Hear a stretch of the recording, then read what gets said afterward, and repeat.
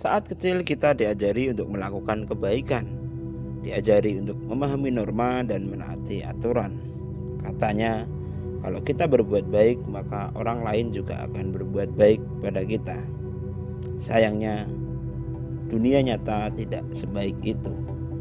Kita akan menemui banyak anomali di dunia ini.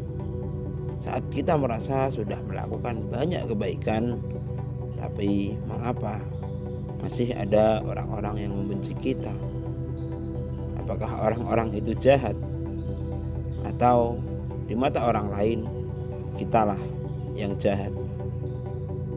Apa sebenarnya kebaikan itu? Dan apakah definisi baik setiap orang berbeda-beda? Orang jahat berasal dari orang baik yang diabaikan. Kalimat itu muncul dari Joker dalam film Batman The Dark Knight. Terkadang orang yang baik memang lebih mudah kecewa terhadap keadaan. Orang-orang ini melakukan hal-hal yang dianggap benar oleh banyak orang, selalu tampil baik, menghindari konflik, dan bahagia saat melihat orang lain bahagia. Bahkan mereka percaya bahwa jika mereka berbuat baik kepada orang lain, maka orang-orang itu akan berbuat baik pada dirinya. Percaya bahwa berbuat baik akan membuatnya bahagia dan dicintai banyak orang. Orang-orang ini oleh Dr. Robert Glover dijuluki sebagai nice guy. Ada juga orang-orang yang berani mengambil keputusan atau tindakan berdasarkan nilai moral yang ia yakini dan berdasarkan idealisme yang ia percaya.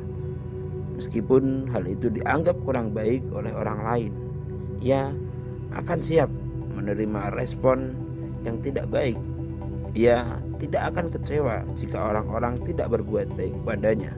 Ia juga tidak akan marah seandainya orang lain mengkritik, mencibir, atau bahkan membencinya.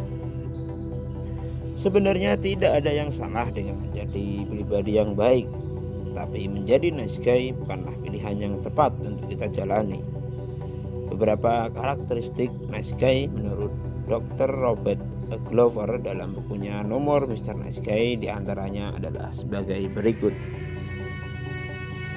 Ciri yang pertama dari seorang nice guy adalah semua perilaku dan kebaikannya didasari untuk mendapatkan pengakuan. Artinya, jika ia berbuat baik, ia juga ingin orang lain berbuat baik kepadanya. Hal itu akan membuat nice guy menekan perasaannya jika terus mendapatkan perlakuan yang tidak menyenangkan, karena ia ingin masih terlihat baik meskipun disakiti oleh orang lain. Nice guy adalah orang yang hidup untuk orang lain, sehingga ia sangat senang dengan membantu dan menyelesaikan masalah orang lain. Hal itu membuatnya hanya tertarik pada orang-orang yang punya masalah. Bahkan dalam beberapa kasus, hal itu membuatnya ketagihan untuk menyelesaikan masalah dengan orang lain. Dengan berkumpul dengan banyak orang-orang yang bermasalah, maka ia berada dalam circle yang penuh dengan masalah. Ciri yang ketiga dari nice guy adalah orang yang manipulatif. Karena keinginannya yang besar untuk menghindari konflik, takut orang lain tersinggung, maka ia akan menggiring opini sehingga perkataan yang ingin ia sampaikan akan dikatakan oleh orang lain.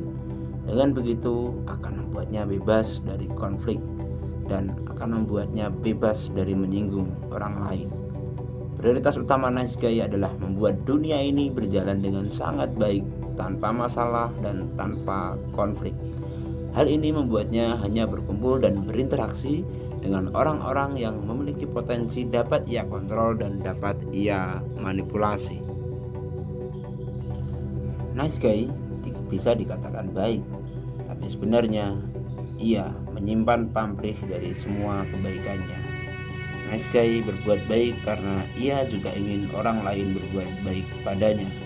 Ia memberi karena ingin diberi. Nice guy mengakui karena juga ingin diakui. Jika ia tidak mendapatkan apa yang telah ia berikan, maka ia akan sangat menderita, stres, dan bahkan gelisah. Kay tidak menyadari bahwa hidup ini memiliki sisi kejam. Banyak orang jahat di luar sana yang siap memanfaatkan dan memeras kebaikan nice guy, memanfaatkan rasa tidak enaknya, memanfaatkan sifatnya untuk menghindari konflik. Cewek juga tidak akan segan-segan menolakmu. Bos juga akan dengan mudah memarahimu jika kamu melakukan kesalahan. Dan rekan kerja juga tidak akan berpikir dua kali untuk menjatuhkanmu.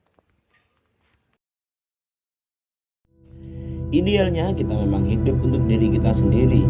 Yang kita lakukan seharusnya menuruti standar moral dan idealisme yang kita punya, bukan berdasarkan sudut pandang dan pendapat orang lain.